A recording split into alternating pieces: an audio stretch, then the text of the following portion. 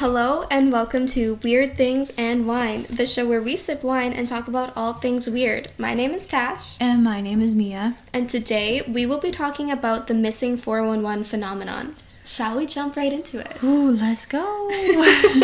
National parks are home to many great adventures, from camping to hikes, offering beautiful waterfalls and stunning views, but they are also home to a disproportionate number of missing persons cases. One man has dedicated his life to uncovering the underlying cause of all of these seemingly connected disappearances. But is he reaching? Is there actually anything weird about people getting lost in such wild terrain? Well, when you look a little deeper, you may start to realize that there's something just a little bit off about these cases. Strange lights and visual distortions, creepy noises echoing through the trees, and what is up with all those reports of staircases in the middle of the woods?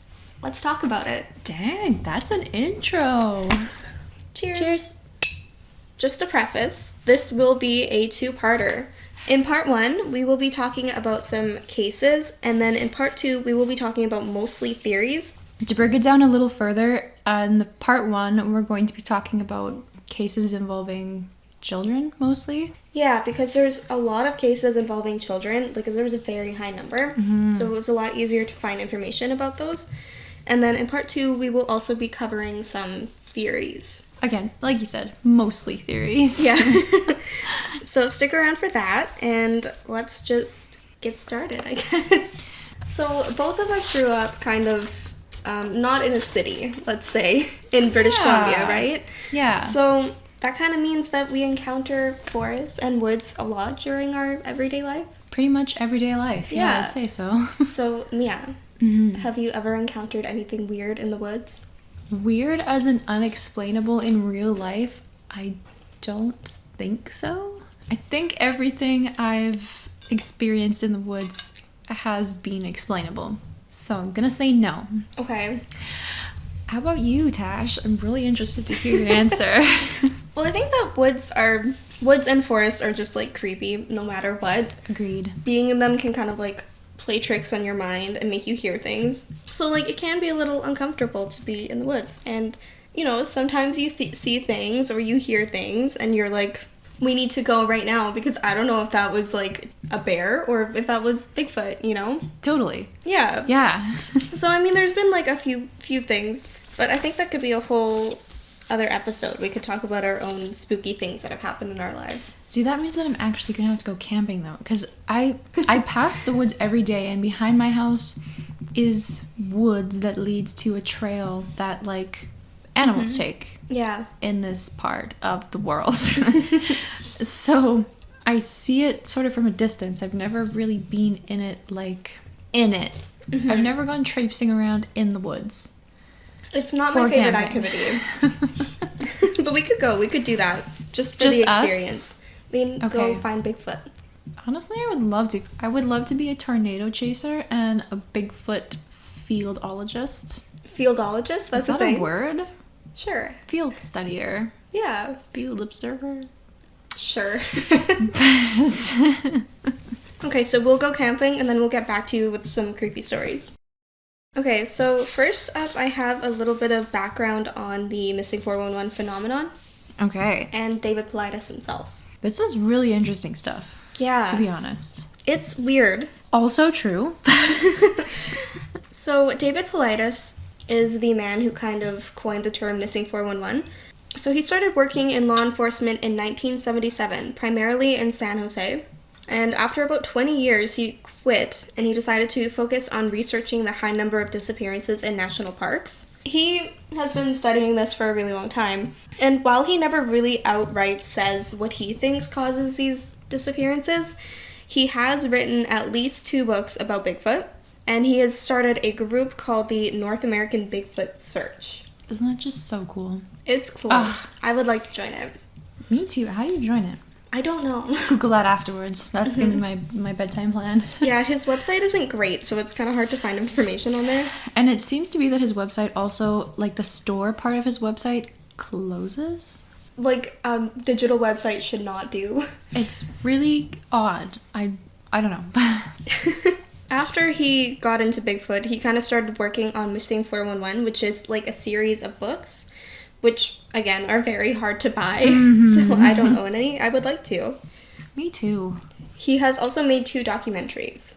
If you have a chance to watch them, they gave me some serious chills. Yeah, especially, I think it was the second one. The Hunted? Yeah. Mm-hmm. That one was freaky. Mm-hmm. That one gave me some pause. Some nightmares, maybe? So his research focuses on weird disappearances in the wilderness, specifically national parks all over the world. And he has even discovered that there is actually no official database on the missing people. Like, there's no place where you can go and be like, yeah, this number of people went missing. Went disappearing. So even though national forests are considered federal land, there's no federal database to keep track of any of those things. Yeah. At all.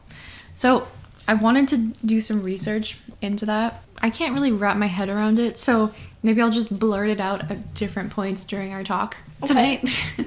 But as far as I can tell, for the general national park website, they have like nothing in lieu of missing persons. They have a photo, a brief description of where they were last seen and what's going on, which is nothing. There's no even update on last search effort or things you can do to help, which I guess maybe they don't want everyone to help following what happens in one of the cases that we'll be discussing. It's just very odd. Yeah, and I don't think that there's anywhere you can go and see like all the different national parks. There's just, you can search one at a time, but there's no official all the parks. It's also cool to note that David didn't just stick to like his hometown.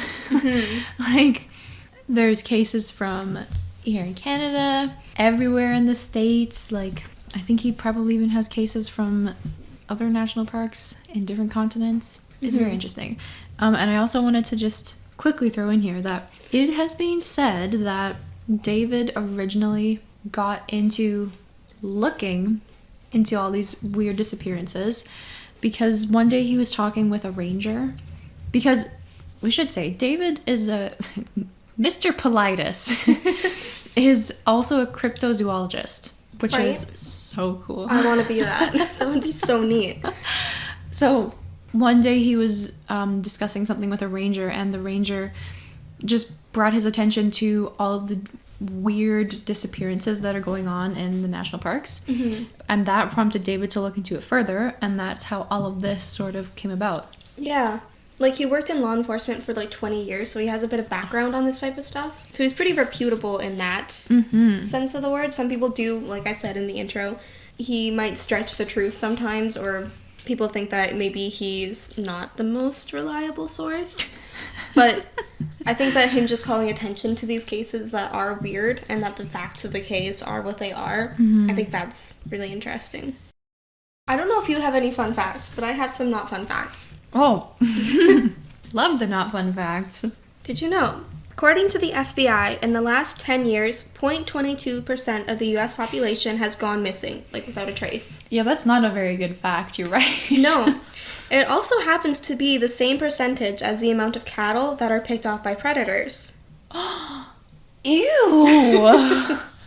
Oh, that's scary. Yeah, so that kind of might make you think. We're just setting the tone. Yeah, people have speculated that perhaps maybe something is picking off some of us. A small amount of number hunting us. A small amount of people so as to not draw suspicion. Wait. Like there's a small amount of people that are hunting other people, or there's a small amount of people that are being hunted and targeted? Well, there's a small amount of people, but it could be people that are doing it. We don't know. Oh, okay, cool. We don't know. Also, apparently BC is home to the second largest cluster of missing people in North America, in the greater Vancouver area, and I think it's right after Yosemite. Well, that's alarming. Yeah. Isn't it? In it. And there's also a map of cave systems that run underneath the U.S., and it looks very, very similar to the map of missing people in national parks. Excuse me. Mm-hmm. What? Yeah. I don't love that. No. That is... See, this makes you question the world. There's so many things that don't make sense but could. I forget what I was learning about, or maybe I was just dreaming about it. I don't even remember. I was having an existential crisis trying to figure out how life is connected and continues. And what if there's no edge of the universe? I don't know, man. There's no edge of the... Ooh, Yeah, that's a lot. I know. So, when search and rescue is deployed on these types of cases, there are a few things that they commonly use, a few techniques. They'll get the dogs out to try to find the missing person, and I followed someone on TikTok, I can't remember, but they have a search and rescue dog, and it's really interesting to see how he just, like, runs around and tries to find somebody, and... These dogs are always really highly trained, like drug dogs, search and rescue dogs. Like, they're really smart. Dogs are good. I love dogs. They also use bump lines, so, like, I should have wrote down what this actually was. Aren't bump lines when you get a huge bunch of people and you all sort of walk like not shoulder to shoulder, but outstretched arms to outstretched arms in a straight line, and then you all do a 180 pivot and go back?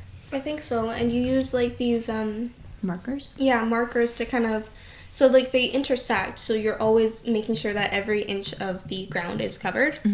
Same with a grid search, like, you'll go through, and then every group will have, like, a certain area that they're searching, and they'll search that area so thoroughly. So it's not just, like, go out and look, it's, like, a very systemized system. I feel like the only problem with bump lines is that you can theoretically, if my understanding is correct, only do it in a weird squiggly area.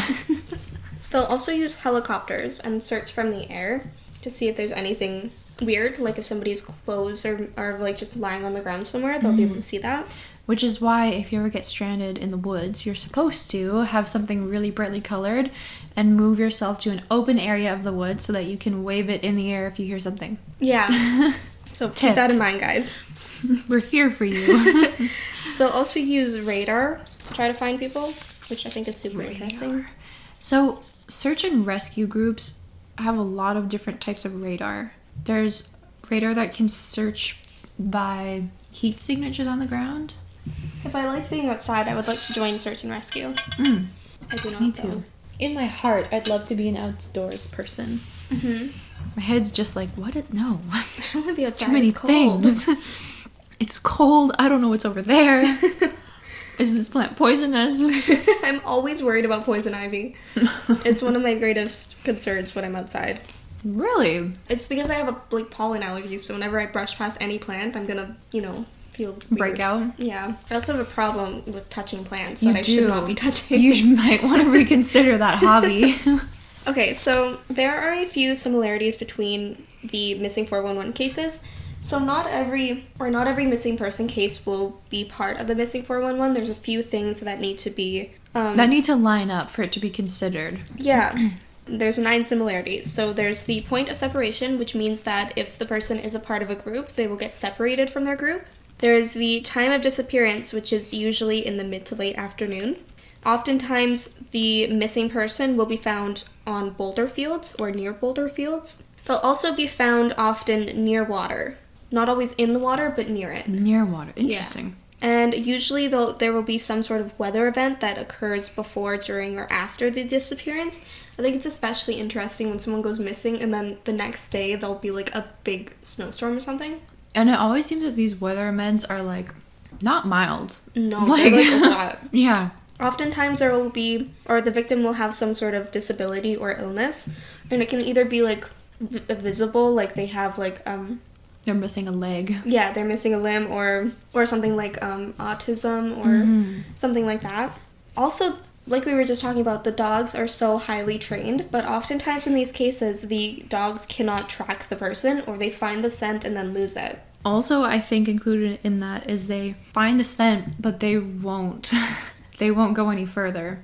Yeah, like they're scared or something. Oftentimes, a weird amount of times, the person or their items will be found in an area that's been previously searched, even like multiple times. Sometimes like out in the open where you can totally like see it just walking by. Like obviously. Yeah. Following that, oftentimes the person, if they're found, they won't have all their clothing on them, or their clothing will be found completely separate from them. It seems like a lot of cases, shoes specifically, are in question. Yes. There's also usually the cause of death will be either unknown or it will be written off as exposure. And there's also an interesting thing. The last one I have here is geographical clustering. So there will be a higher likelihood of going missing if there's been other people going missing in that area. So generally a cluster is between 3 people and 80 people. So really what you should take away from that is you need to look at this map to figure out where the clusters are so that you don't go there. Avoid them entirely. There's something spooky going on in that area. Don't go there. Don't. Save yourself. Some other similarities between cases is that, like we were talking about, there's a lot of missing children, higher than the amount of missing adults. Mm-hmm. Which is kind of makes sense because children are easier to coerce than adults. Yeah, and it's wild terrain and they could get hurt. But it's also kind of weird because if you have a child out in the wilderness like that, you're going to keep such a close eye on them. I would think so. Mm-hmm. Like, that would be... I wouldn't, like, let them out of my sight. I'd have, like, one of those little leashes to carry them around on. Safety. There's also a much higher number of men that go missing rather than women.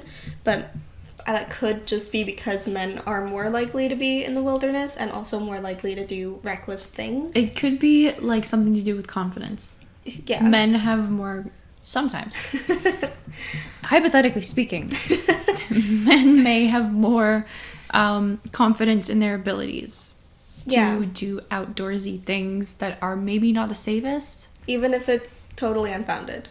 Not that this doesn't... being men. Again, not that this doesn't happen with other genders.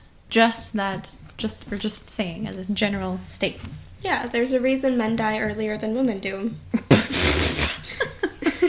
Respectfully. So there are a few things that will rule out a case from the missing 411 phenomenon. 4 different things. So mental illness, obviously. Voluntary disappearance, like if they just wandered off by their own accord. Criminal activity, like if there's evidence of somebody... Obvious evidence. Yeah, of somebody taking them or... Murdering them. Murdering them. There's a literal knife found beside them with not their fingerprints. Yeah. Yeah. And also animal predation. So if it's obvious that they were attacked by a cougar or a bear or Cause something. of death, yeah. Yeah. So if any of those are proven, David will rule out the case as part of the missing 411. So I think that how he came up with the current 411 eligibility... Criteria? What did you call it? Thank you. The current missing 411 criteria is he took all of the cases, compiled them all, and then ruled out all of these things, and then found out all of the similarities that the remaining cases have. Yeah, so it's not like every single person that goes missing is part of the missing 411. Mm-hmm. It's just the ones that have something obviously a little bit more to them that the media is putting out. Something a little more sinister. Or something a little more sinister that the media isn't putting out. Because sometimes the media is not so reliable. Sometimes, yeah. I'd like to state that on the record. Another thing that people will report often in the middle of the woods, and you can, like, look this up on YouTube, it's creepy. They'll hear, like, metal sounds. That sounds awful. Mm-hmm. Like, clanging or, like, a door opening or closing. You gasped. What's going on? You have to leave that in the episode. Okay. Yeah. Why? Does it come into play? Yeah. I'm so excited. Okay. I won't say my theories about that yet, because I obviously went off the rails a little bit while I was researching this, so we're just going to move on. Let's get into our first case. And this is the case of Jared Atadero. Prepare for this one. Prepare for them all, really. If you're a little sensitive, you might not want to... Why are you listening to any of our episodes? Go listen to the Loch Ness Monster episode. What are you doing? Yeah, that one's good. Listen to that one. I will say, just as a warning, the first 2 cases that we will cover don't have happy endings. Mm-hmm. And they do involve children, so it's a little bit... Turn it It's off tough. or fast forward if you would like to, and I will not be offended. And I feel like because we're talking about actual human beings, we should still say that we respect everyone and don't mean to disrespect anyone. And we hope that everyone is okay. Yeah, part of the reason I wanted to cover this case specifically is because his father seems to believe that there's something more going on. Ooh. So, I wanted to talk about it. Okay, Mr. Atadero. Yeah. So, Jared Atadero was a 3-year-old who went missing on the Big South Trail near Rocky Mountain National Park on October 2nd, 1999. Oh my gosh. It's a long sentence, sorry. No, we were born in 1999. We were. Weird. So Jared's father was named Alan, and his sister was Jocelyn, and she was 6 years old. All three of them were staying at the, I might say this wrong, Poudre River Resort, which I think was owned by Alan and his brother, who wasn't staying there at the time.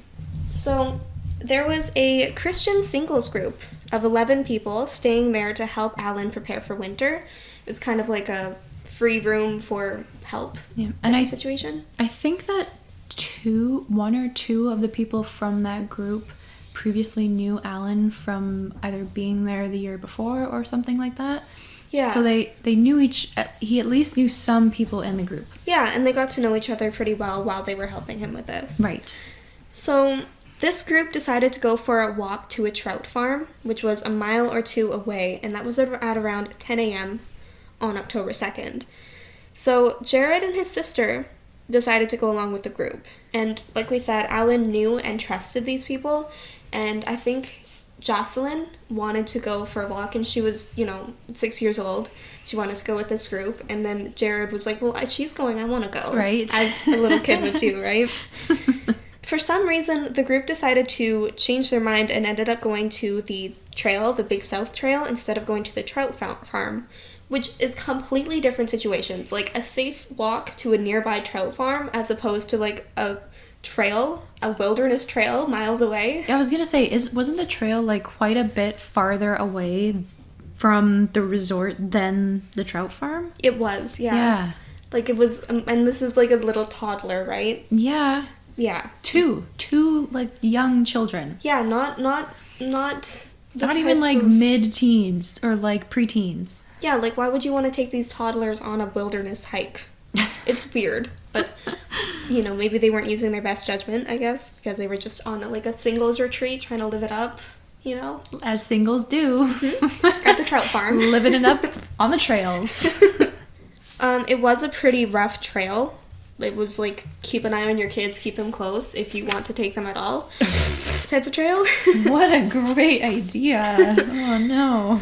So the group kind of ended up spread out, and Jared was walking pretty far ahead of the group. And so they kind of got a little bit separated, which again, a 3-year-old should not be able to walk faster than a group of adults, but whatever. So Jared stumbled across 2 fishermen fishing near a river, and he stumbled out of the trees, the little 3-year-old that he is, and he's like, are there any bears around here? And they said no, and let him wander back into the trees, thinking that he would catch up to the group behind him, because they could see that there was a group behind him, but they didn't think to maybe, keep this little toddler there so he wouldn't go wandering off. Okay, so thus far, we're not very far into the morning, and already there's been 2 counts of adults failing this poor child. At least. That was at 11:30 in the morning, so Bad he's already... odds. They left at 10. In an hour and a half, we have 2 counts of adults failing. Not only that, but that little kid has been walking for an hour and a half, poor guy. Oh, we didn't even think about that. How can he be running ahead of them? What 3-year-old has that much energy? They have a lot of energy. Do they have that much energy, though, to be, walking for an hour and a half? I wouldn't think so, but I don't know. Maybe they carried him sometimes and then plopped him down at other times. I don't know. That would make more sense. It's weird. So, eventually the group finally realized that Jared was missing. He wasn't with the group anymore. That was at around 45 minutes after he, wandered upon these 2 fishermen. They decided to call Alan, Jared's father, who came to search right away. And what they said on the phone was, Jared is fine, we just can't find him. Why does that sound so suspicious? It does, doesn't it? How do you know he's fine? You can't find him. I understand you're trying to be reassuring, but, be a little bit more concerned right now. I feel like, for myself, I can say that I'm fine, but I would never allege how okay someone else is in any situation. Especially a little toddler. Come on, guys. Have some where's the common sense? Not here. Not it on doesn't this Big seem South to Trail. be here. On October 2nd, 1989. They left it at the trout farm, I guess. Oh, gosh. So, apparently some of the hikers, as well as Jocelyn, Jared's sister, had heard a scream. Jared was playing with someone. It didn't sound like a scared type of scream. So, a laughter scream. Yeah. Ew. Yeah. I don't like that. Okay. So after the group had realized he was gone and Alan had looked around the area and couldn't find him, he called the authorities, and that was at around 4 p.m. A search and rescue team was dispatched to search all night. They started at around 6:30 p.m., and they didn't find any sign of him, even when they brought dogs.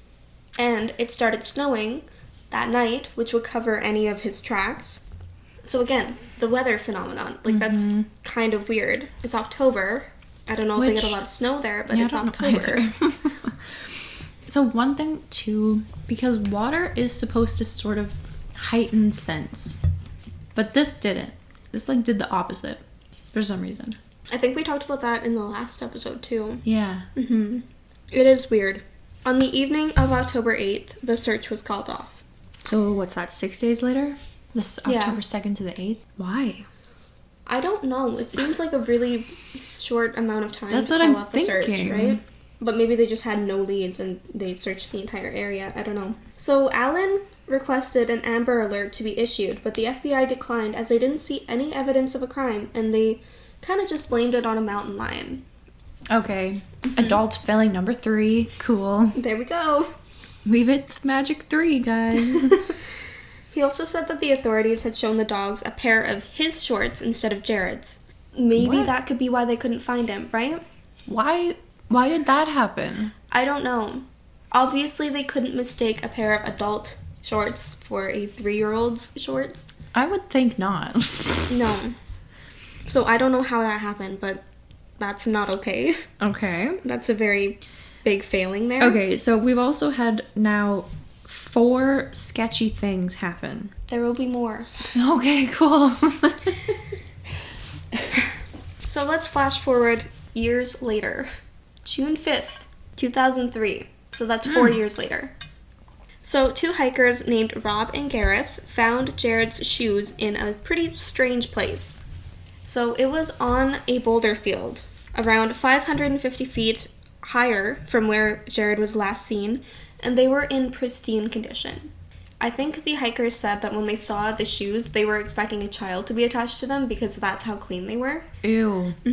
Wasn't this boulder field also on a pretty steep incline? Yeah, they said that Jared would not have been able to hike that himself because he's a 3-year-old child.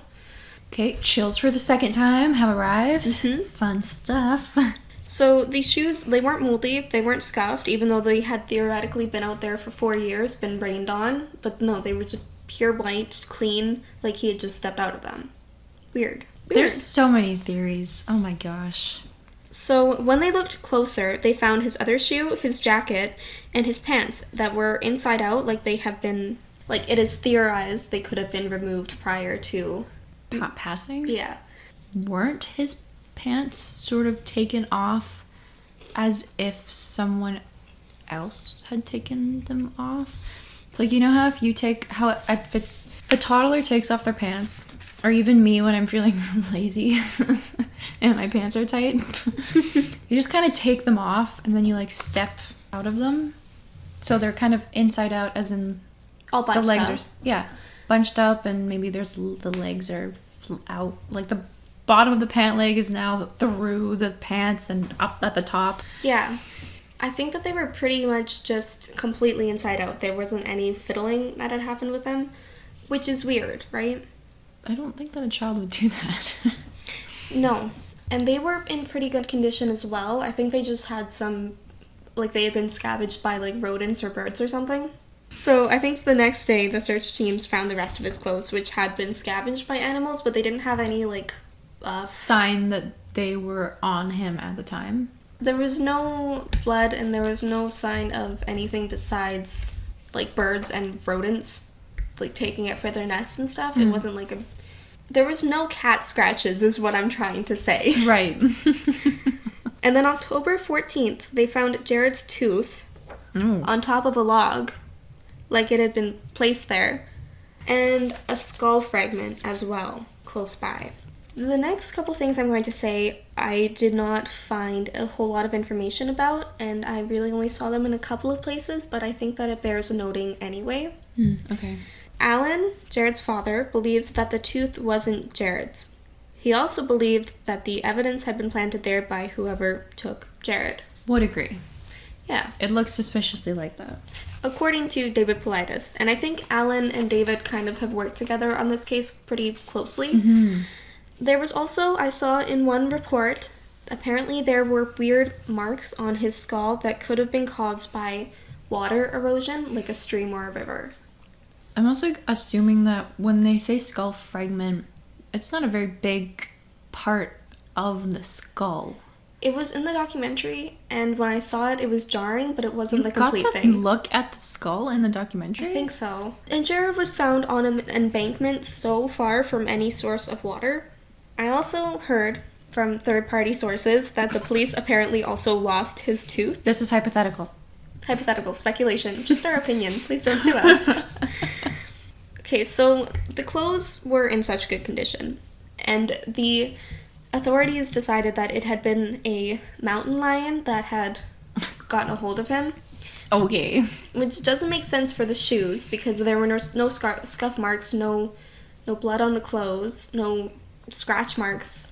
It doesn't really make sense to me. I feel like, you know why murderers get rid of the clothes that they murdered someone in?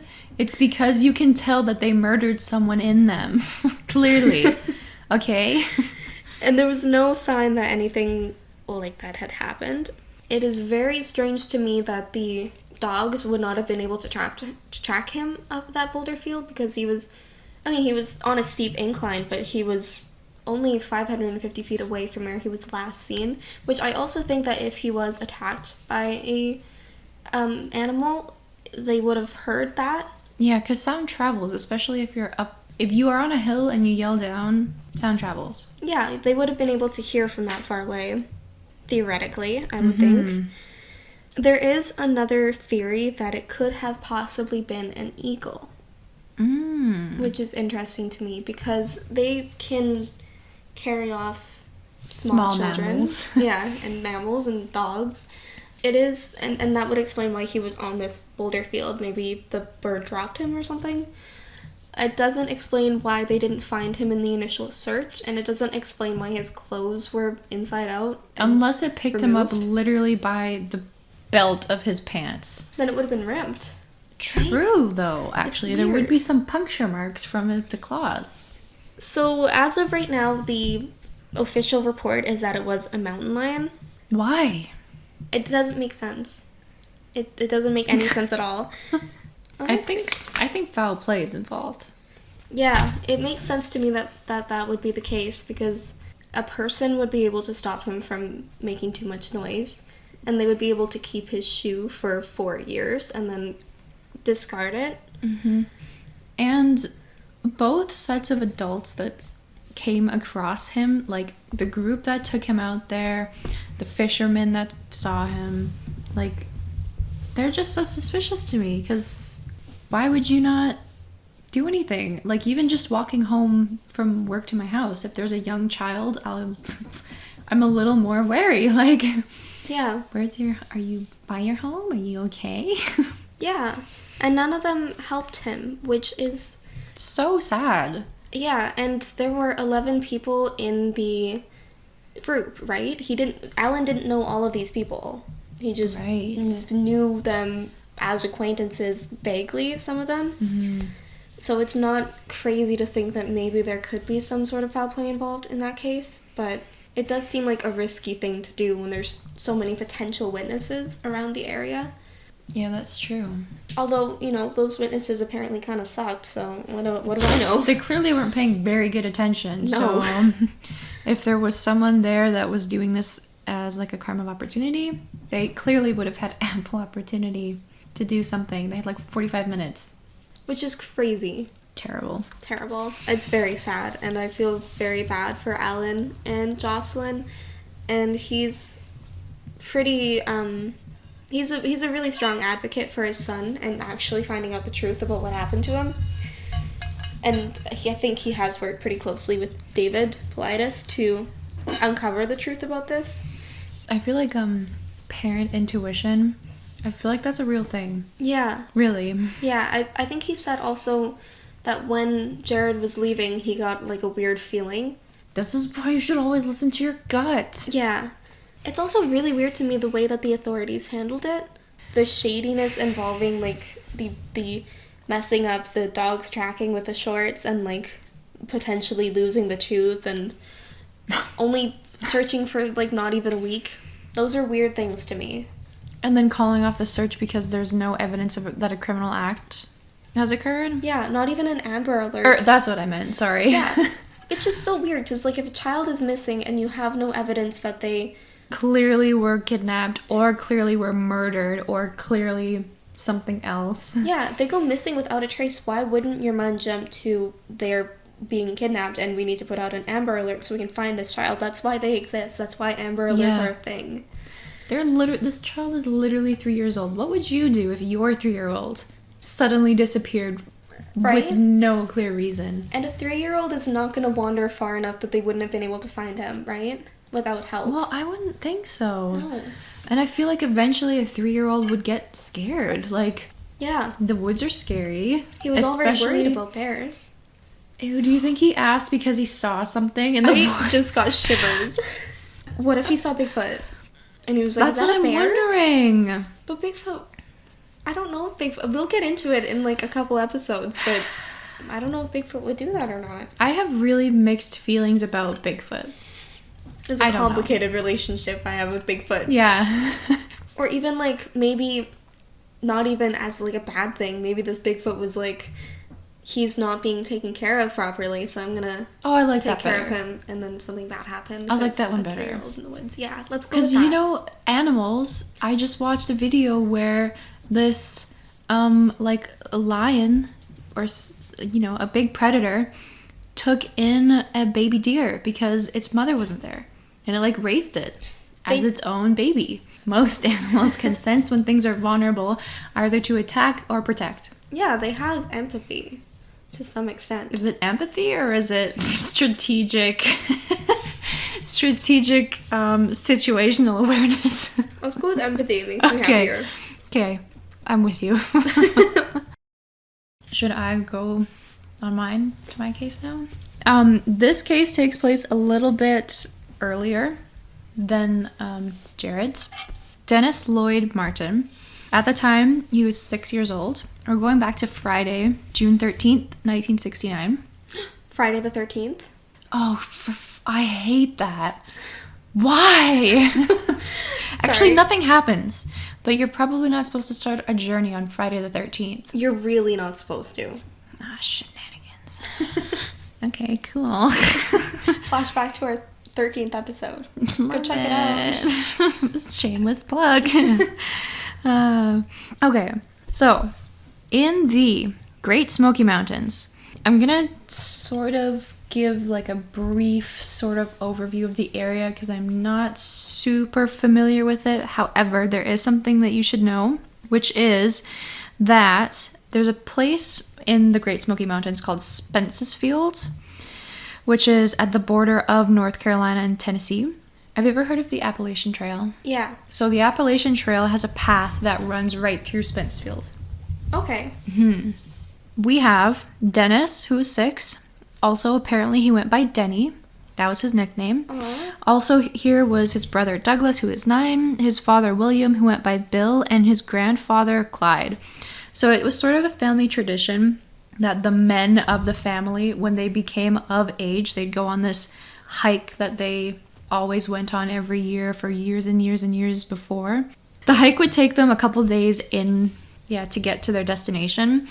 And the thought is that other family members would meet them at the end destination. So that's where they'd all do their family tradition things. I'm not sure what they did there, but I think the main thing was just the hike, really. Okay. Yeah. And they took a 6-year-old and a 9-year-old on this multi-day hike? Yeah, so this was Dennis's first time going on this hike, I think. The men that are of age? Yes. 6 years old? Okay. Yes. It's alleged that the family tradition dates all the way back to where the men of the family would go to hunt the land before it became a national park. So some state that this land originally sort of either belonged to or was just hunted by the Martin family. just wanted to go in a little bit of detail about Dennis himself. So he was born on June 20th, which the reason that he was able to go on this hike is because he was just about to have another birthday, which I believe in that case he would be 7. And he actually did have a few more siblings. So he had a younger sister named Sarah and another younger brother named Michael. They were too young, and Sarah was not invited. Because she was a lady? Because she's not one of the men. Yes. Okay. I see how it is. Yeah. And his father, Bill, and his wife, Violet, were pretty well known and respected in the community. So the whole family, I think, was pretty well known, which is why some of the things that follow later in the case happened to the extent that they did, because everyone knew them, really. Okay. So Dennis was considered special needs to some degree, in the sense that he had an intellectual delay of about 6 months at this point. He's also only 6 years old. So true, honestly. He was also small for his age, so he was only about 55 pounds, which seems very light. This is seeming like a worse and worse idea as you keep talking. It will. Just wait. I don't know if he loved camping in the outdoors just because he knew that it was a family tradition, or if he just genuinely, it was just in his spirit, you know? Okay. So even though he had, quote unquote, an adventure spirit, he was not known to go off on his own. Like, kids will run ahead because they get excited, but he wasn't known to just keep going without caring where he is in regards to the rest of his party. Okay, so I'm gonna go over this sort of by date order, or by a timeline order, I guess. So night 1, his grandfather, Clyde, on their way to their first checkpoint, because they, like I said, they can't make it to their final destination in one night, so they have to, I think it takes them 2 days to get there. This is night 1. So they just happened to find, walking on the same trail, a father and his 2 sons. So the father's name just so happened to be Carter Martin. Really? Same last name, but apparently there's no relation. Weird. Right? People say that they might have been distant cousins, but no one really knows. So Okay. we're going to consider them unrelated. All right. Carter Martin. Clyde really liked him and his 2 sons. Clyde, grandfather, by the way, again. Right. Okay. So he ends up inviting them to spend the night with him and his party of 4 in the Russell Field shelter. I've also seen it called that it's called the Russell Field Spence Field Loft. Okay. But I don't know. So morning 2, which is going to be June 14th, the whole group then starts to make the trek into Spence Field. Once they actually make it to Spence Field, the 4 kids, right? So there's Dennis, his brother Douglas, and then Carter Martin's 2 children. And I think that Carter Martin's 2 children were a little bit older than Douglas. Okay. Not by much, but definitely closer to age to Douglas than to Dennis. Okay. So the 4 of them decide to play a prank on the adults. So they're a little bit ahead of the group by now. And they decide that they're going to hide in the tree line to jump out and scare the adults. It ends up happening that the eldest 3 go one way and Dennis goes the opposite way. Seems like a weird choice. I know. I'm not sure if it's not believed that it was that the 3 older kids thought that he was stinky and wanted him to go away. Mm-hmm. It seems to be more likely that Dennis had on a bright red shirt. And the older kids thought that he'd be too easily spotted if he hid with everyone else. Right, so okay. They were all going to jump out at the same time, and Dennis was just going to hide in, I don't know if it was a thicker brush or if it was just slightly further away from the other boys. This reportedly took only like a matter of seconds. And his father, Bill, said that he was able to keep an eye on Dennis the whole time. So the kids thought they were getting away with something super great. Mm-hmm. The adults knew it was happening. Mm-hmm. So they just essentially acted surprised when they jumped out. And it seems like the first 3 got out and jumped out and surprised. And then after they finished laughing, going, "Oh, you got us," they realized that Dennis never jumped out with the other boys. Or at all. and that now no one knew where he was. Oh. So Bill went and checked where he was seen, where he saw him hide. He was not there. And it seems that immediately afterwards, Bill just dead sprinted down the Appalachian Trail, which was, according to the research, it appears that where Dennis was hiding was very close to the Appalachian Trail. And Okay. Bill just, when he realized he wasn't in the area, he just started sprinting down the trail. And Clyde ended up making the trek, which by this point had taken them pretty much 2 days, because this was about 4:30 when this whole thing happened. Right. And they started midday, I think, on Friday. So they were kind of pretty close to their destination? Yeah. Okay. Clyde had a 9-mile hike to the nearest ranger station, which was near Cade's Cove. So he didn't quite go back. Okay, so Spence's Field is roughly 4,000 feet above Cade's Cove. It took Clyde about 4 hours to get to the ranger station. Okay. The estimate is that they realized that Dennis wasn't there between 4 and 4:30, and Clyde started walking pretty much immediately. So it was about 8:30 when he arrived to raise the alarm. I was gonna be like, oh, they didn't have service then? And then I realized It's like 1969. 1969. And this whole time, Bill has just been running up and down the trails, yelling for Dennis. Packing. I think the rest of the family too was probably also helping, because I can't imagine that the other Martins would just be like, well, see ya.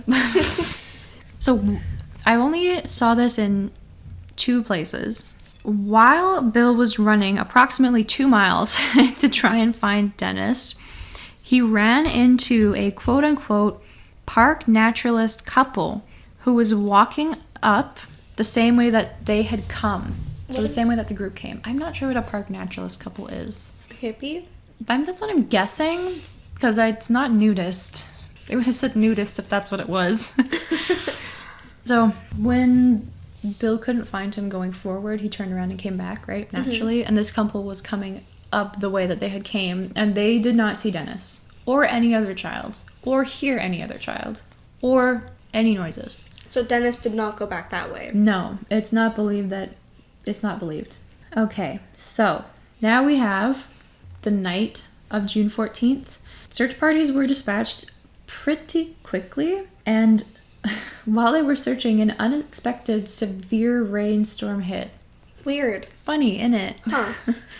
And it was so bad that it actually caused some flooding, which meant that it cut off paths that they needed to go to search, and they weren't able to get vehicles over there or gear or nothing. So they didn't get to search very much.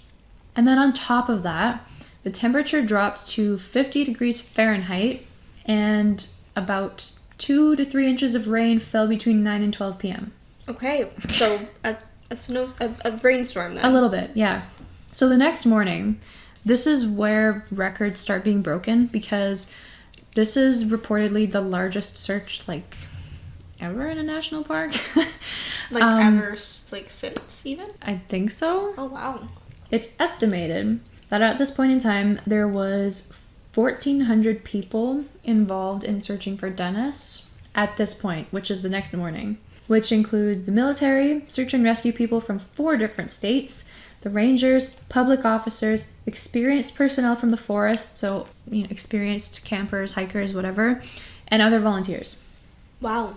In addition to this, eventually there's going to be a separate search by the military volunteers, the National Guard, and 40 to 60 Green Berets from the from Army Special Forces. Okay, so extensive. Extensive, which is odd. Not that there shouldn't be, but if there was this much for Dennis, why wasn't there that much for Jared? Yeah. Weird. So they also called in search dogs at this time and specialty searchers. So day 5, which is going to be June 17th, it becomes apparent at this point that everyone is overwhelmed. There's so many people there, there's so many volunteers, that it became super unorganized, and people just started trampling over everything, and it just became not helpful to the case at all. Mm-hmm. So not only it was this area that they actually were searching pretty difficult to navigate, just because it's so thick, it's just so dense there. A group of the Green Berets ended up I don't know if it was that they got lost or they got stuck or what happened, but it's reported that they ended up having to stay out for a night, and they ended up cooking a rattlesnake because they ran out of food. Oh, wow. Cooking a rattlesnake. I don't think that's a very good idea, but... That can't taste good. I don't know. That can't be very filling either. I wouldn't think so. No. Or fun to do. No. Yeah, no. Also on day 5, there's a trail near the West Prong, and they discovered some footprints. So these footprints were only wearing one shoe, and for some reason they thought that the shoe that was actually being worn was a type called Oxford. Foot size was about right for Dennis. Was the shoe right? Like, is it the type of shoe he would be wearing? I don't think so. Isn't an Oxford shoe kind of like a business casual type of shoe? Not Well, really a hiking shoe? Right? Sounds like it would be. These prints ended up being dismissed in the end, and it's sort of suggested that they may have been made by Boy Scouts who also decided that they were going to help search for Dennis. Right. Because apparently Oxford shoes were part of the Boy Scouts dress code. Oh, that checks out. Why was there only one, though? Well, that's it. Why do you have a Boy Scout searching with one shoe on? Unless Dennis found a shoe and after he lost his shoes somehow. Possible. But then who's the boy with the missing shoe? Yeah. No, that's weird. This is just so awful. So the next day, on June 18th, this is day 6, they brought in more specialized dogs, and it's, I believe at this point, that the FBI became involved in the search. So I've heard different reports about this. I've heard that number 1, they only get involved in serious matters or ones that are suspicious, or if they involve kids. Mm-hmm. And then I've heard that number 2, they will get involved in any matter regarding a national forest, because a national forest falls on federal legislation. Right. So they need a federal body to investigate. Okay. So I don't know which one is the most true to follow. Okay. This case is confusing. Well, it's also like 70 years ago. True. 50 years ago. A few years ago. It was a while little ago. while ago. It's at this point that Agent Jim Reich is appointed as the agent in charge. So also by these last few days, it's still been raining really heavily. At this point, they decided to bring in loads of gravel so that they were able to actually traverse the places that had been flooded, and they could get vehicles across with more supplies and all that stuff. Right. And at this time, there's a man named Dwight McCarter, who was 24. He, at the time, was considered an expert tracker. He thought that at this point he could tell that things were going really downhill even though he wasn't part of the actual team. So Dwight McCarter kind of comes into play later because David Paulides will interview him as a much older adult. It's thought that also on day 6 his mom joined the search to look for him. So the first time that they brought dogs in, which was on the day 6, they didn't come up with anything. So on June 24th, which would have been day 12, they brought them back, and this also resulted in nothing at all, which, are we surprised? Yeah, it's weird, but it makes sense for the way that the cases work, but it's weird that they wouldn't have found his scent when they know exactly where he was, right? Yeah, exactly. Okay, so here's some other facts that happened on this sort of week. It was reported that there were 2 pretty severe injuries. One man fell and broke his arm, and one man shot himself in the leg. Ouch. I don't know how. Why did he? I don't know. Also on this day, there was a lot of heartache because there was another boy who was in that area, and I don't think the boy was searching. He was just with his family, like, camping away. Mm-hmm. And he was dressed similarly, so in some type of red shirt. Oh. And yeah, the searchers thought that they found Dennis. So when the family came forward, that was pretty devastating. Oh, that would be so heartbreaking. And then the other thing that happened was they found 2 animal carcasses, but at the time they didn't know, so they thought maybe it was Dennis because it was about the same size. Yeah. So gosh, this is a roller coaster of emotions. This is a rough time. Going through. A really rough time.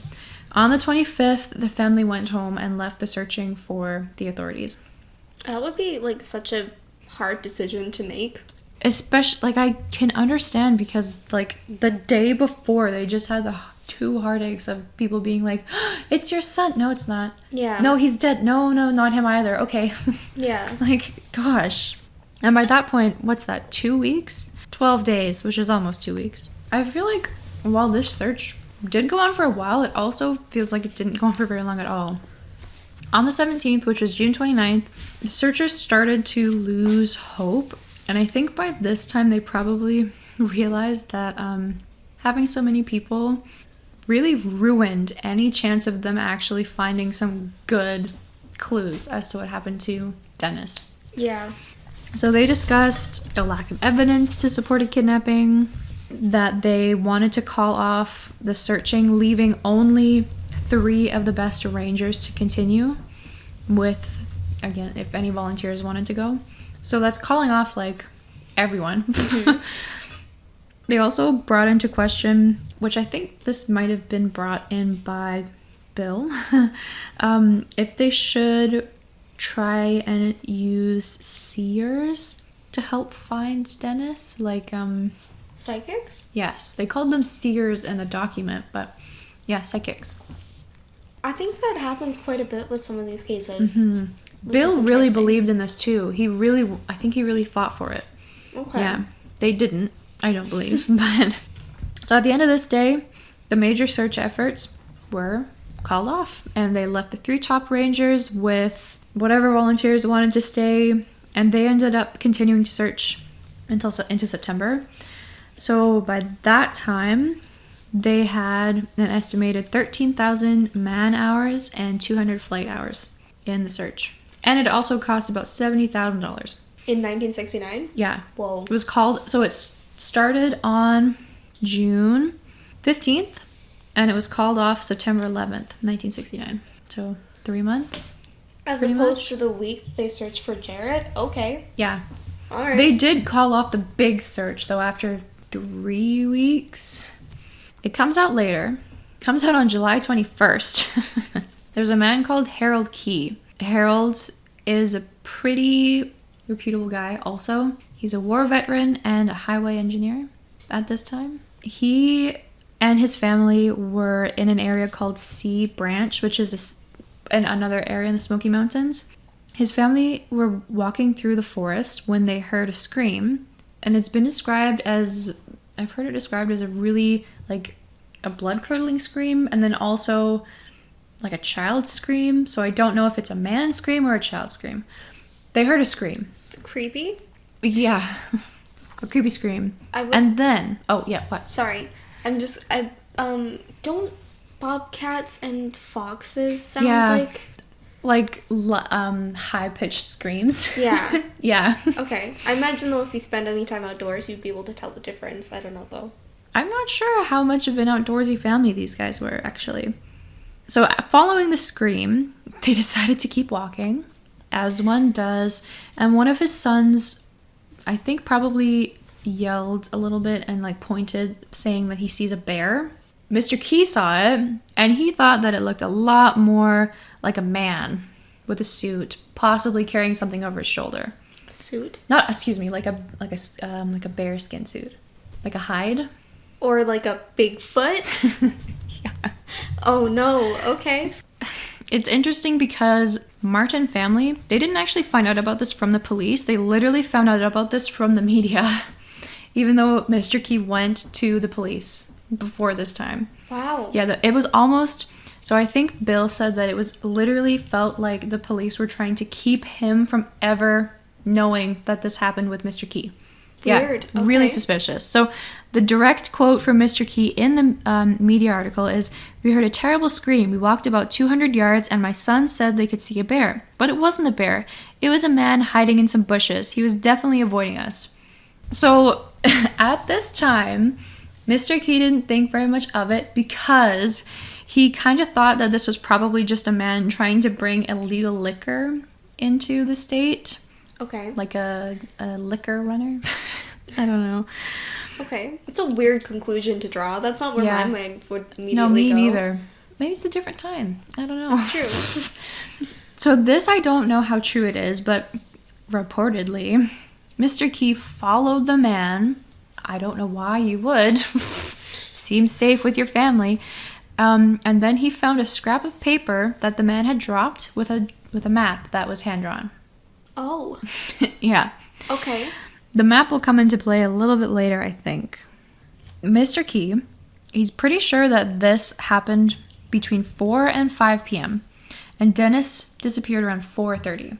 So the authorities didn't really want to look into it or give it much credit because they didn't think that it'd be possible for anyone to get from where the Martins were in Spence's Field to where the Keys were in Sea Branch. Well, it actually only takes about 90 minutes to walk there. Oh. So if it happened that Dennis disappeared at about 4 and Mr. Key was off by about half an hour, it would make sense. And also if this person was like sprinting, or if this person is a Bigfoot with big muscles that can go fast, or that, yeah. Or if there's portals in the woods. Also true. Also true. The cave systems underneath the national parks might be speedier, like we were talking about earlier, gosh, right? I didn't even think about that. Ooh, could you imagine? Because it's about it's 7 to 9 miles on foot, but about 5 miles as the crow flies between where the two were. So there was like a direct tunnel. Yeah. Spooky. Oh gosh. So the story kind of ends with Dennis was never found. They never found anything. I do want to say, so Ranger Dwight, who's Dwight MacArthur, on July 3rd, he did walk along the West Prong Trail with a group of searchers, and they were all experienced, and they were pretty sure that they smelled death. And if you listen to true crime, you will hear people say that human death smells different than animal death. I hope I never find that out firsthand. Me too. So Dwight was a good man. He is a good man, and he called it in right away. And he was told by the authorities that they'd already searched that spot and that it was probably a dead crow. Even though they were all like, no, it's not an animal. It's not an animal. Especially a small animal like a crow. Why would you I mean, go with honestly, why? So the suspected smell apparently came from the same area, approximately, where the shoe and the footprint were found. Not the actual shoe, but the one shoe on, one shoe off were found. Scary. So eventually Bill ended up talking to Mr. Keys, and I feel like there's a couple stories of what Mr. Keys saw. So if you look at some like sketches that other people have done based on different, what's the word with an S? Different. Statements! Thank you! Based on different statements, there seems to be one where the man is carrying like a sack over his shoulder, and another where he just has a pelt on, and another where he's just a sketchy looking man with long hair. So this story, David Paulides put in his book in 2012. This is a pretty popular or well-known case. Yeah. In David Paulides' book, Bill and a National Parks serviceman ended up hiking from where Dennis was taken to where Mr. Keys saw this figure at Romans Creek. And like I said, it took approximately 90 minutes, which the authorities said, no, it's not possible at all. Bill also says that the agent in charge might have taken his own life, Jim Reich. Oh. Though it's not known that there's any correlation, and apparently he did pass to Jim Reich did pass away due to himself. Okay. Yeah. So he did take his own life. He took his own life. Okay. Yeah. Dwight MacArthur, the ranger, he stayed near the mountains. He also agreed that it would be completely possible for a normal man to carry a child the distance Dennis was taken. He also suggests that he himself says that it's possible the scream might have been Dennis, but it seems like other people's officials think that it would have had to have been there was more power behind the scream, because he's a 6-year-old boy that's 55 pounds. Yeah. I don't know how loud he can really be. So they think that the scream was made by the men, which is much creepier than if the child was screaming. First of all. Yeah, what happened? Yeah. So another interesting thing, the Green Berets, the Army Special Forces that were called in, initially he thought that they actually came to search with weapons, Like, yeah. this part you remember? I've heard reports of that. Mm-hmm. And everyone thought that they were actually coming to help the real search, but they seem to have their own agenda. They didn't report anything to the other authorities like Jim Reich, and it doesn't seem like they took part in a lot of the other, what is said, essentially, is that they acted on their own. They were the military. I wonder if they know something that we don't know. That's what I think, to be honest with you. So this other thing, Mr. McCarter, being a ranger in this area, he knows and states that there are wild men in the park. They're hairy, they're stinky, and sometimes they wear animal skins and they survive off the land. He also, following that statement, says that he's only aware of one wild man in the park at the time, and he didn't live anywhere near where this stuff would have happened. And he states that the wild men are human, not a hybrid or Bigfoot or anything. They're just humans that decided to live off the land. Okay, I have heard of this. I think it would make sense that there would be people living in the parks. You know, I mean, people live everywhere, right? Yeah. There's a misconception because somehow and somewhere along the line, I think it was I don't know if it was another ranger or just another person or a searcher, I don't know.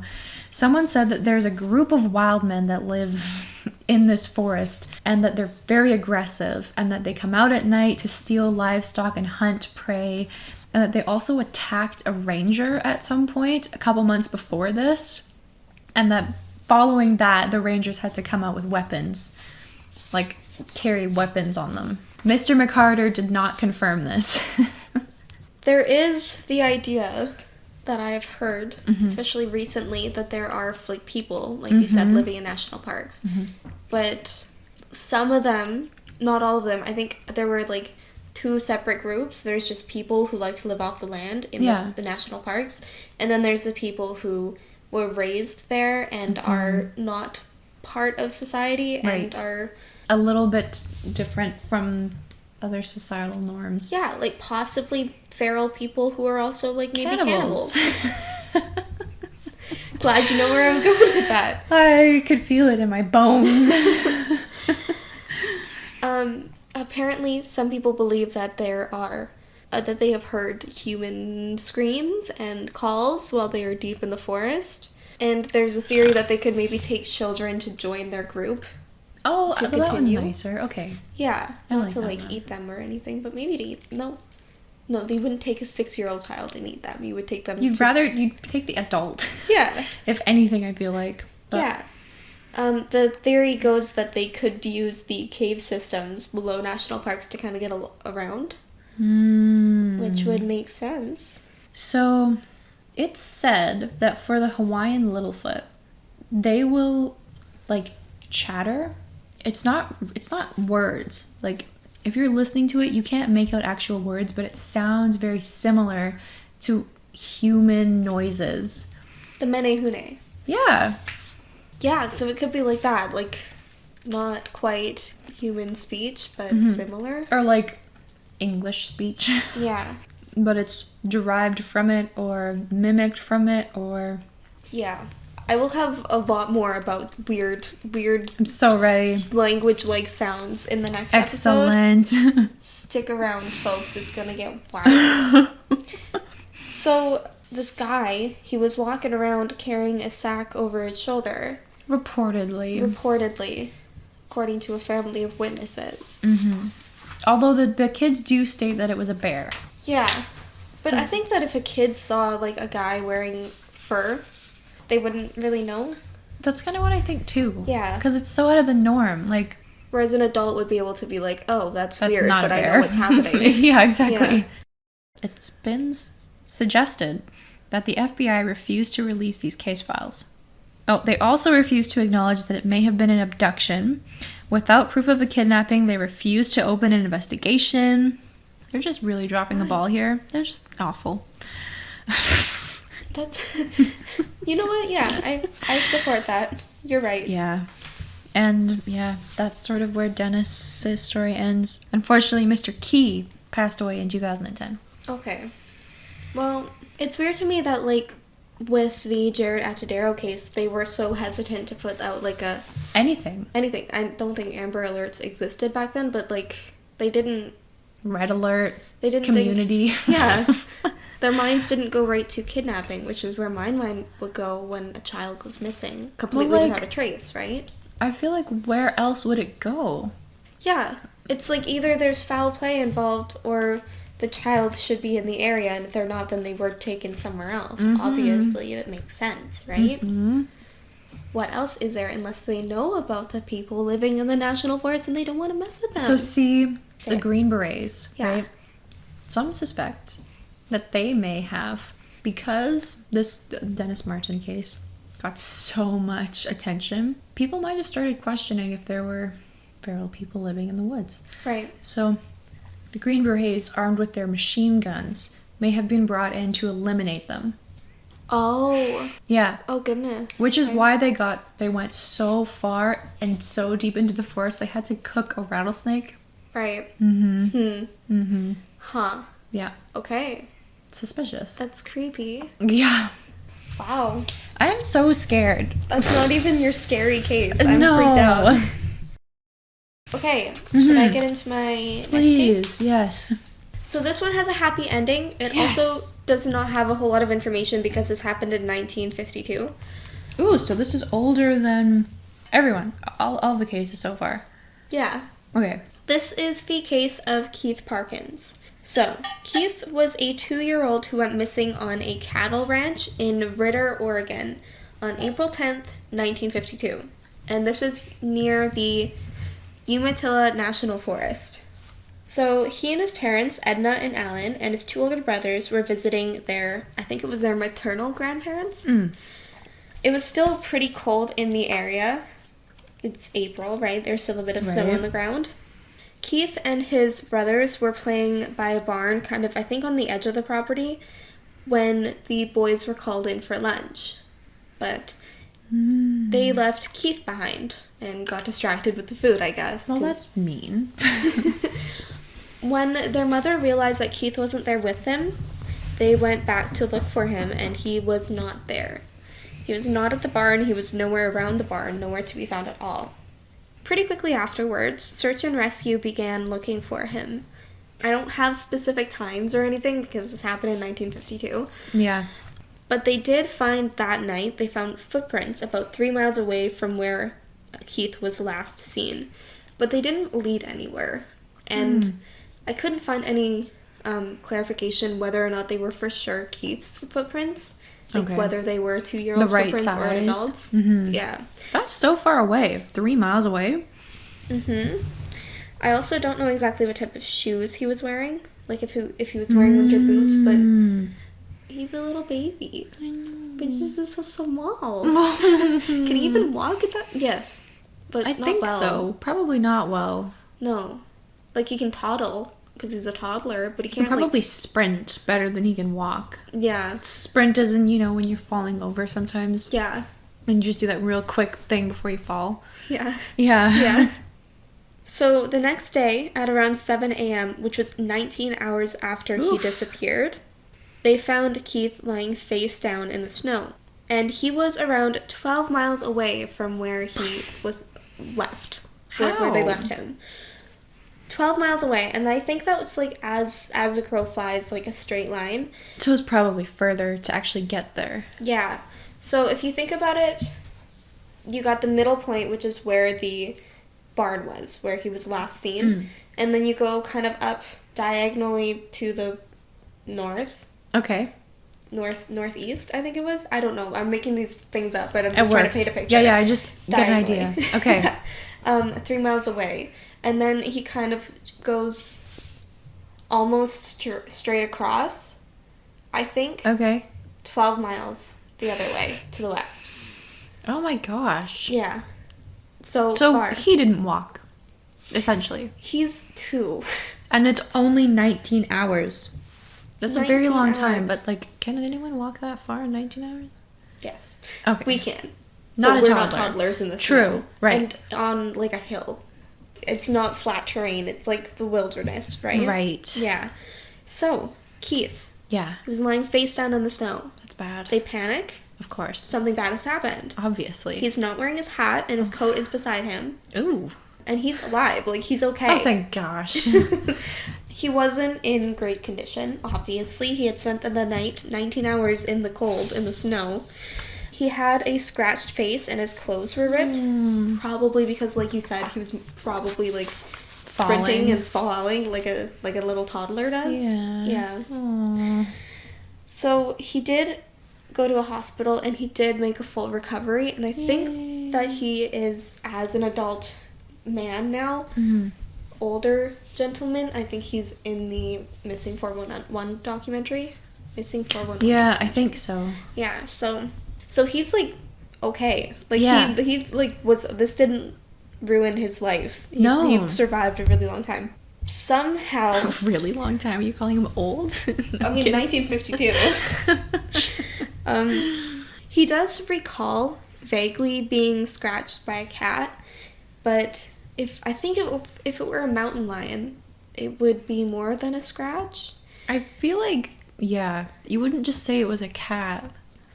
Yeah, and I think it would be pretty easy to get your memories mixed up. Like, if you were scratched by a cat the day before when you're 2, it might be the same memory in your mind. Yeah. I also think that it would be weird for a cat to take him that far. Agreed. Without him being able to communicate that's what happened. Or even remembering? Yeah.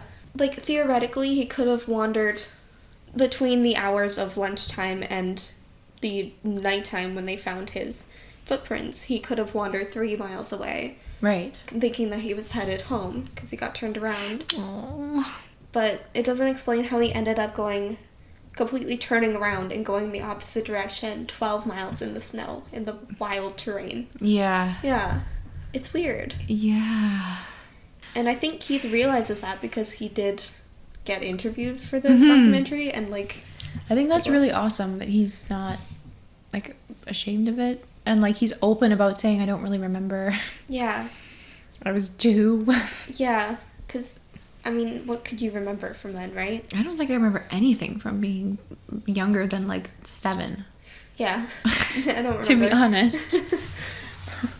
So I kind of think that maybe, possibly, perhaps an adult person might have carried him there. Mm-hmm.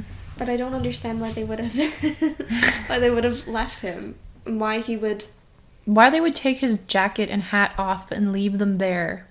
Not on him, but beside him. Yeah, and it's weird that he was lying face down, because I think that even if you fell and then you were like, I'm not getting up, you just would roll over, wouldn't you? I don't know if kids have that instinct, though. How old are babies when you teach them to swim? Because I feel like they're... Oh, do you know the answer? Okay, I've seen videos of, like, newborn babies swimming. Like, baby babies, like, before they can walk. Oh, okay, so never mind then. My theory doesn't have any validity. I was gonna say, like... Because in the videos, right, you see them, like, pushing the baby under and then, like, snapping above the water. Do you? You do. Watch a video. That's what they do. But they make, like, audible noise to get the baby to, like, react. Okay. Does that work the same way if you fall face first into, like, a pillow? Because babies will I always put my face in a pillow. It's a bad thing. It is. I also would cover my entire face with blankets. So, I didn't understand needing to breathe. Took a long time. That's true. He can't have been there very long, though.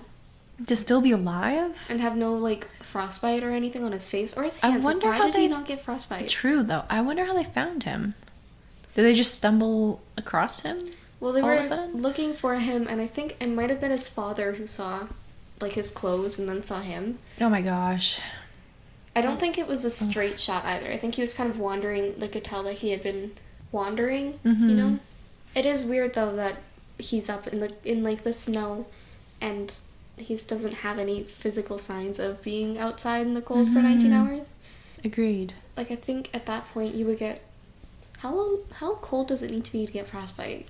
Not very, I don't think. No. Especially if it's, like, a prolonged exposure, right? Yeah. Especially if you're, like, wet from the snow melting on your skin and stuff, right? Mm-hmm. Okay. That one's weird, and I have no explanation for it. No. No. See, this is why I think that the human brain is just weird. Mm-hmm. Because if no one took him, because why would someone bring him back if they took him once already? Yeah. I wonder. Just a theory. Yeah. What if there's portals in the wilderness? Yeah, okay. That is the only other logical explanation apart from mind control. Yeah. Yes. He like wandered 3 miles away and then they found his footprints and then he got taken and plopped down over here in the middle of the snow. That's what some people say is another... I don't think that David Paulides says this, but some people speculate that another thing found in missing person cases is that there'll be a series of footprints that just stop. And the person's not there. And there's no explanation as to why there's no more footprints. It's creepy. Yeah. I wonder if that's what the metal sounds are. A portal opening? Oh, no. Oh my gosh. Why is life so scary? Spooky. Okay, I am very excited for the last one here. Okay, I'm really nervous because I know that you're going to get freaked out and then I'm going to get more freaked out because you're freaked out. Gracious. So this case is, I think, the newest. The latest of all of the ones we covered so far. Happened in October 1st. On October 1st, 2010. So we're going to call this little boy John Doe. Because for whatever reason, the family didn't want to be identified. They wanted to stay anonymous, and David Paulides respected that, so we will too. Okay, so we have a family of 4. We have 2 parents, a little boy who's 3.5, and a little girl who is, we don't know her age, but she's older than the boy. So we're talking about the boy. So this is in California, on Mount Shasta. So Mount Shasta is considered part of the Cascade Ridge, which, if you are obsessed with Bigfoot, some Bigfoot sightings happen along the Appalachian Trail and the Cascade Ridge, along with everywhere else, but that's just fun fact. So the Cascade Range, it runs through the bottom sort of tip of British Columbia, Washington, Oregon, and the top tip of California. Mount Shasta is called currently a potentially active volcano. So I think that means that it's not dead, but it's more than dormant. Because if it was dormant, then they just call it a dormant volcano, right? Mm-hmm. So there has to be some seismic activity, but it's still safe for everyone to go there. It's got a snowy peak, which means that you can do snow sports up there. Okay. Lots of camping, outdoor stuff. It's a great place for outdoor stuff, apparently. So on October 1st at around 5 or 6 in the evening, oh my gosh, this is so scary. Okay. The 2 kids were, I'm pretty sure that the whole family was probably pretty close to each other, but the parents were just a little bit further away. And I don't know if the kids were sort of sitting together around a fire or sitting apart around a fire or like a table or like where they were sitting, but they were outside. So they were just hanging out? They weren't hiking just actively? Chilling. No. Okay. The sister says that she was just looking at him and then she looked away for a moment and looked back and he was not there. So she thought that she didn't think anything. She didn't hear anything. So she just thought he probably saw something maybe and didn't go very far. So she got up and looked for him and pretty soon she realized that she couldn't find him. I don't think that it was very long before she brought in, before she told their parents. And then their parents immediately started looking for him. I don't know how long between when this happened and when the authorities were notified. Because I haven't seen this case in very many places. And it's tough because they want it to be anonymous, right? Right. So I've heard that it's possibly either shortly after they realize they can't find him, which might be like within an hour, to they search for a few hours and then contacted the authorities. So I'm not sure. I wonder, because if I think about it, it would take me 5 minutes to contact the authorities because I wouldn't know where to search. Well, even if it was an adult person, where do you search for that? Mm-hmm. Do you look under trees and stuff, or do you just wander around calling their names? And by this point, there were cell phones. Mm-hmm. I don't know how well cell service is in this area. but you can get service, you can call like that. Yeah. I don't know. The authorities didn't waste any time, which is a good thing. They brought in hundreds, quote unquote, of searchers. And after about 5 hours of searching, he's found in what they described as a thicket, so a super dense area of brush and trees. And this thicket was right off the trail that they had searched multiple times. But they didn't hear him or anything? No. Weird. So it said that he was literally so close that had you been walking up the trail, you would have seen him. He was like right there, just in the bush. Or on the bush. Okay. Yeah. So no one knows why they didn't find him the handful of times they'd already walked up there. And when they found him, he was fine. Well, he'd been missing for 5 hours, so he was a little bit out of it, but and I think they said slow to response, but he was okay.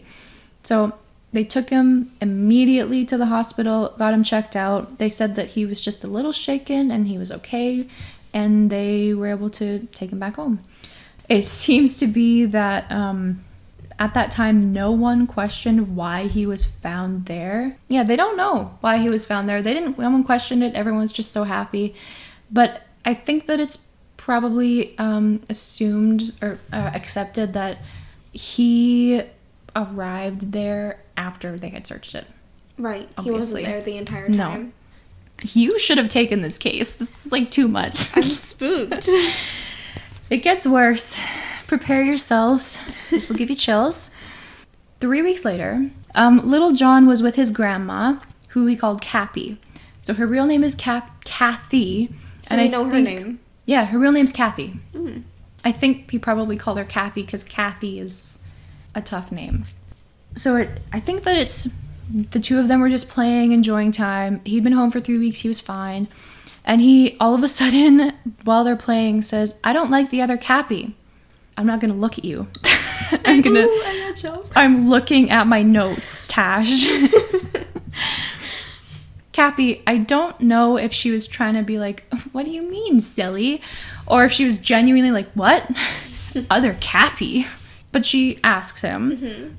He then tells her this story that when he was camping with his family, Cappy appeared in the bush and waved at him. I'm still not looking at you. Waved at him and like waved him over as a grandma would do, nice, "Hey, come here, grandchild." And so that's why he left, because Grandma Cappy was there. She was not there. She was not with them. Miss Cappy leads him up this hill into this cave. And he says, I've heard 2 different reports now. Actually, I've heard a couple different reports on this case, so it's weird. First one that I heard is that in the cave were spiders and women's purses. Specifically. Oh, no. I don't know why. The other report says that there also may have been weapons in the cave, which is a 3.5-year-old does a 3.5-year-old know what a weapon is? Like, would they say there's guns or something? They're not going to say there's weapons. It would maybe say that there's knives or something. Would they know what that is, though? Would you have known what a knife is? As a 3-year-old, I don't know if you know anything. Well, that's what I'm wondering. Other than, like, sunshine and... I hope. Smile. I don't know. As he's scanning after he's finished, looking at the cave, he turns around. Cappy's still there, but now her head is glowing, and he realized that she was, in fact, other Cappy. So during this time, now that he's discovered this is other Cappy, and he's still apparently not scared. I don't know, he didn't run away. This other Cappy started asking him questions that he couldn't answer. So the other thing that I heard was other Cappy asked him to defecate on a piece of paper, which he didn't do. I don't know. That makes no sense. And I also don't know that he wouldn't use the word defecate. I don't think he would, no. And then she started asking him questions. Or, excuse me, no. She didn't ask him any questions in this other version. She just tells him, after repeatedly asking him to poop on this paper and him saying no, she just tells him that he'd been planted in his mom's wound and is from another world. What? So I like the version better where Cappy just asked questions that he couldn't answer, and then she got like really mad at him and just told him to leave. So he does. What kind of questions do we know? No, we don't know. I'm so spooked. Me too. It gets worse. Is it like riddles? Or is it like, I'm scared? I feel like it's questions, like I surmise that it's questions about like his personal life. Like his family and stuff. Yeah. That's just what I instantly thought of when I thought of this. Because what is a 3-year-old going to know? Like nothing. They don't even go to school. Oh, no. Okay. Prepare yourself because it gets worse. Sorry. I am shaking. I'm scared. So scared. As I said, other Cappy tells him to leave. So he does. He turns around or keeps walking and leaves the cave. And then as soon as he left the cave, he was just in the thicket where he was found pretty quickly as soon as he realized he was in the thicket. Okay. Yeah. Okay. Oh my goodness. My heart is beating so fast. This is scary. Okay. So, now, real Cappy. Yeah. She's pretty unhappy with this. So in the 2 versions, there's one version where she just thinks nothing of it really, you know, he's a 3-year-old, lots of imagination, but she still talks to his dad because she's still concerned. Like, that's a pretty severe story for a child to have. Mm-hmm. And then the other story is that she became outraged and demanded to know what the family was allowing this boy to consume on TV to come up with such a story. It's at this point that the father says that he was given the same story, and I think they can probably compare notes and decide that, oh yeah, no, that's the same story. So this 3-year-old has told them both now the same story. Okay. The father dismissed it pretty much because he's like, this poor child has been through trauma and he's only 3 years old. So trauma plus imagination, essentially, is what caused that, he believed. But when they put the 2 and 2 together, they started talking, and I think their minds kind of started going a little more. I should also say that the family did believe that he just wandered off, not that anything happened to him. He just wandered off and somehow was found. Right. Yeah. Okay, so in my notes, I literally have prepare, this gets scary. This gets scary, as if it isn't already. Yeah. Okay, so it's not known why Cappy says this in the story, in this retelling of events, but she recalls an experience that she had that she now needs to share with the father. It also happened on Mount Shasta about a year before. I don't know if it's a year to the date or whatever, but it's approximately a year before this happened. So it's either in the same or a nearby area on the mountain. Are you okay? I'm good. You sure? Yeah. Dude, you good, bro? So, Cappy went here to camp with one of her friends who was apparently a male, and they had camped here before. This wasn't their first time camping. They camped many times in their lifetime. They were novices? They weren't novices. Yeah, thank you. They were not novices. So it's now dark. They're sitting around the campfire, just enjoying the campfire and freedom. And Cappy notices 2 glowing red eyes. No. Further in the woods. No. So because they're familiar with camping, they had respect knowing that there are, like, you know, animals and predators in the woods. So they With got their glowing red flashlight. eyes? Well, yeah, that's kind of scary. I don't like the glowing red eyes part, but I don't know why that didn't alarm anyone. So they just grabbed their flashlights and, like, shone it. And the eyes went away. So they were like, oh, okay. So they continued chilling by the fire, relaxing. But this actually continued throughout the night. They kept doing it and shining the flashlight at the eyes, and then it would go away, and then the eyes would come back sometime later. How do you relax? Even if you think it's an animal, how do you relax? Wouldn't. Like, what? Why would you not leave You at go that point? home. Yeah. Yeah. One would think. Anyways, reportedly, because they never saw anything more than eyes, they didn't know what was out there and, like, didn't recognize it as being like a bear or a wolf or whatever. Because I think it was just so far away that they didn't recognize it. So they were just a little bit uneasy. But eventually, they decided that they're just psyching themselves out because it's just an animal. And they are humans. Yeah, Superior. there's nothing dangerous. No. So they go to sleep. Oh, no. They slept in separate spaces. So Cappy slept in a tent and her friend slept in a camper. So in the morning, Miss Cappy... He gives her the tent That's and what he I was sleeps thinking. in the secure camper. I was like, wow, okay. Rude. Thanks. So the next morning, Cappy wakes up, probably not very well because she's outside on the dirt face down. Wait, what? Yeah. She's not in her tent? No. She wakes up on the dirt. And the first thing that she realizes is that she's in pain. Like the back of her neck is in pain. Oh, no. So when she... Because as you do, when you're in pain, you touch it. Because you just do that as a human. So she feels something like a cut back there. And maybe like a welt.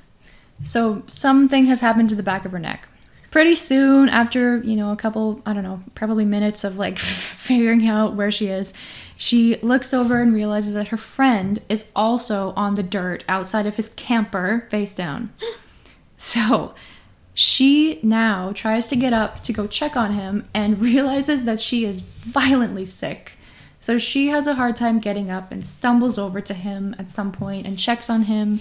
He's okay. She can see that he has either a cut or 2 puncture wounds on the back of his neck with like irritation around it. Is this a vampire?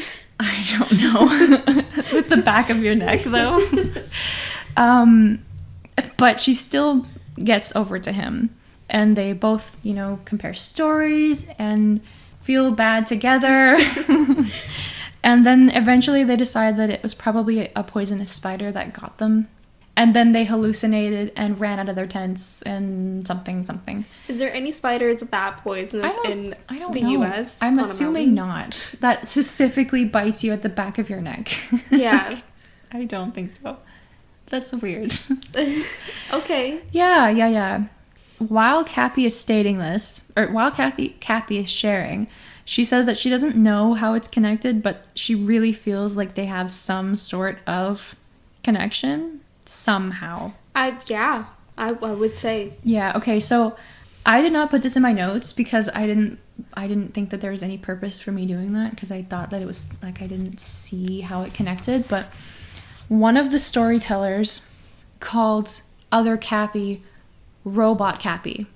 Metal sounds in the woods. Ooh. Glowing. Oh, robot goodness. Caves. Yeah, this is why I told you to hold on to the metal sounds.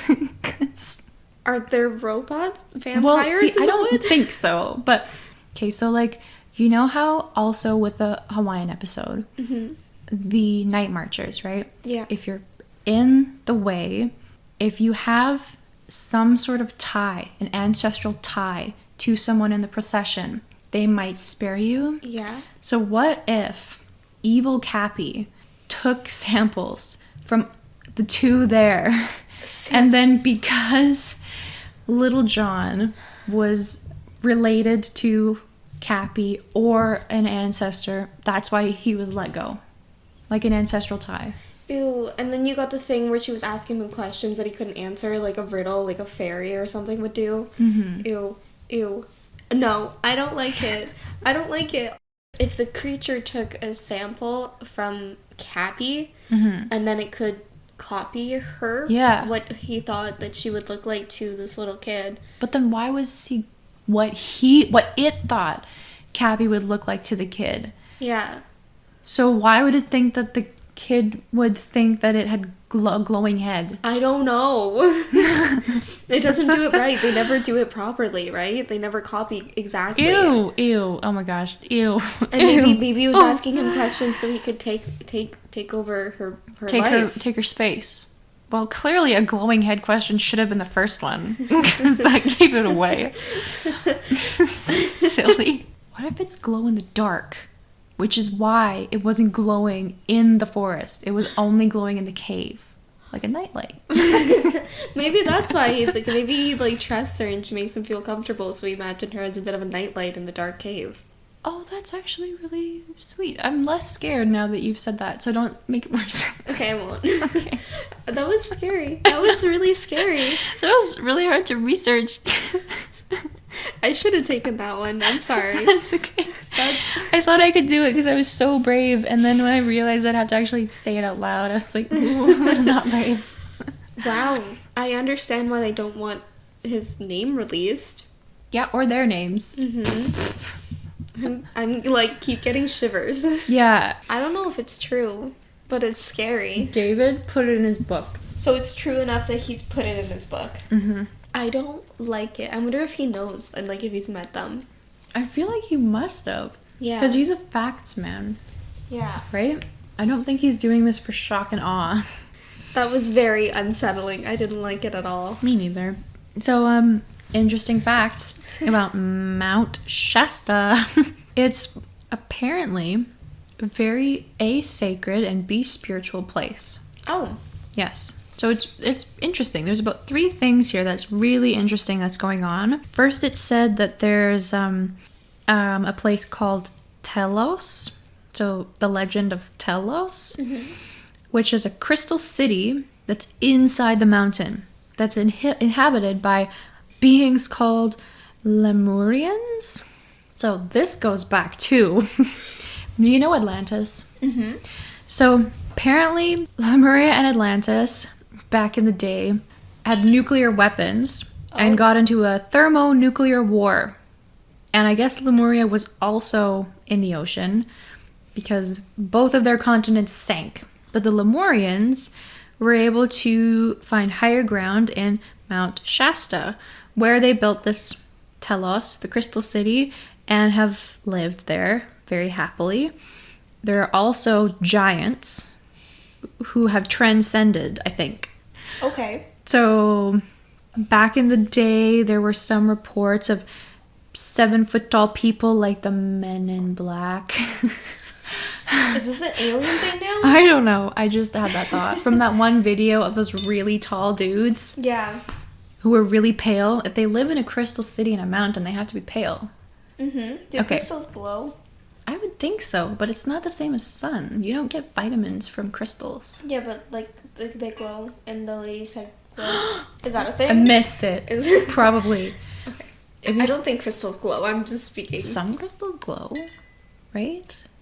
Sure. If you put enough energy into them, anything will glow, I think. Oh yeah, radiation. Yeah.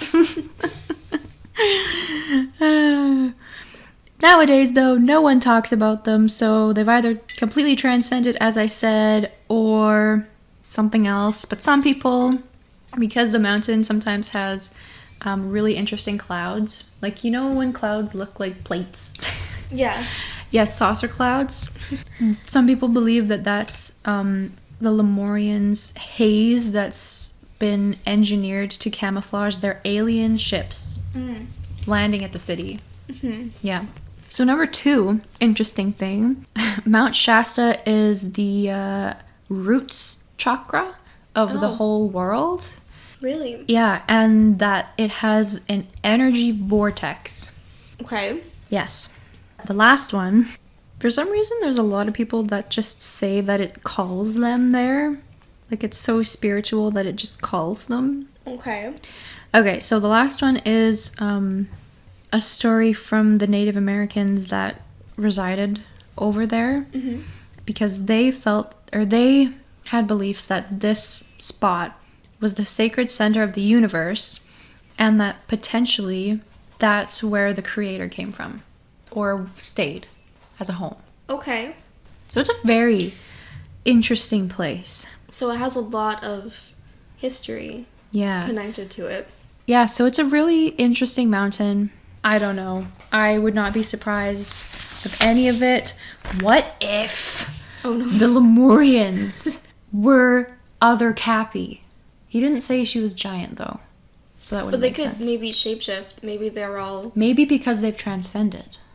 They can shapeshift. And they just needed, like, a sample from her. Mm-hmm. Maybe they were scanning her. Maybe the glow... Oh no. The glowing eyes is why they thought she was glowing. But they only saw her head glowing. I'm trying to make myself less afraid of this. What if she honest. What if she was wearing glasses and the light from the fire shone reflected back? Yeah. Oh my gosh. I think that might be it. Did we just solve it? Yeah.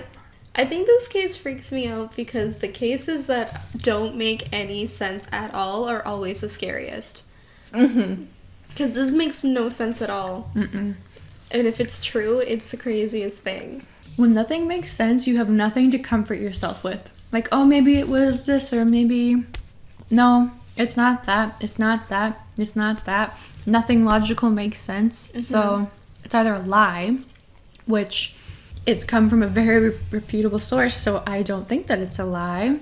I feel like if David didn't believe in this story... He wouldn't have published it. Yeah, because he doesn't want anybody to be questioning whether or not he's reputable, right? Mm-hmm. And this is crazy. Mm-hmm. This is crazier than any other story. I'm assuming it didn't get as much attention because the boy is safe. I think he's home safe. I think that's part of the reason I couldn't find a lot of info on Keith Parkins. Mm-hmm. And also because they wouldn't give out his name, which I totally understand. Yeah.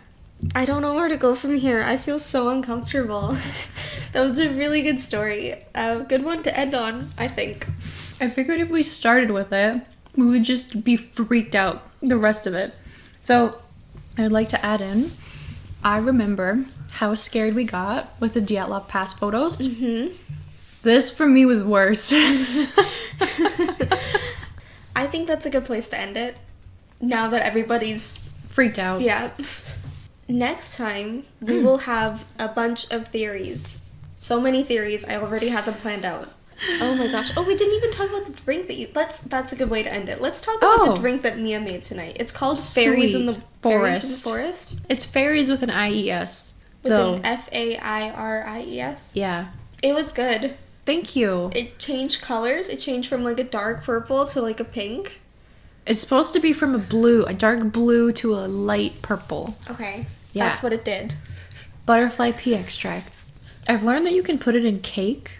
Like, you can bake it into cake and then take a slice of, like, lemon, and then if you drizzle it on the cake should change color. That sounds so fun. I wanted to do it, but, like, I'm not a baker. We will have part 2 coming out real soon. All right. Thank you for listening. Thank you for staying. I hope you're okay after that. Yeah. Take a breath, cuddle a stuffy, and don't go outside for a bit. Honestly, if you're interested, look up the missing 411. It's so interesting. Watch There's the a documentaries. lot of stuff. Documentaries, they're really good, actually. I think they were on Amazon. I think Amazon for free and YouTube, one is free and one you have to pay for. They're very good, though. They are very good. Very interesting. Would recommend. We will be talking more about the second one next time because I have some things to say. Ooh. It's so interesting. It's a really good documentary.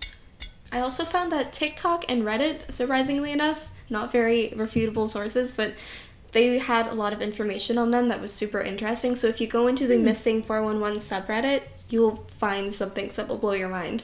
Oh, shoot. Yeah, it's really cool. Other than that, if you would like to, if you want to, you could rate and review us. If you wanted to. No pressure. Please do. 4 and 5 stars. Only. Thank you. Much. And you can follow us on Facebook, Instagram, YouTube, TikTok, and Twitter. So, like, everywhere. Yeah, everywhere. And yeah, email us at weirdthingsandwine@gmail.com. Mr. Politis, if you want to be on our podcast, hit me up. I would love to hear from you. If anyone has, additional information that we missed or should have added, or you found differing information, feel free. Let us know. Yeah, and if you have any weird stories of what happened to you in the woods, ooh, that's send a them good to one. us. I'd love to know. And if we get enough, we'll read them on a podcast. We have never gotten Literally, an if we email. get one, we'll read it on the podcast. Yeah, if we get one, I'll read it. Do it. I would love to hear from you. Okay, and with that, thank you for listening. As always, stay weird. Drink wine. Cheers. Do you want to, at the end of this episode, instead of saying stick around for some bloopers, like, oh, you're here for the bloopers, hey? Well, come back next time. Yeah, let's do that. That's cute.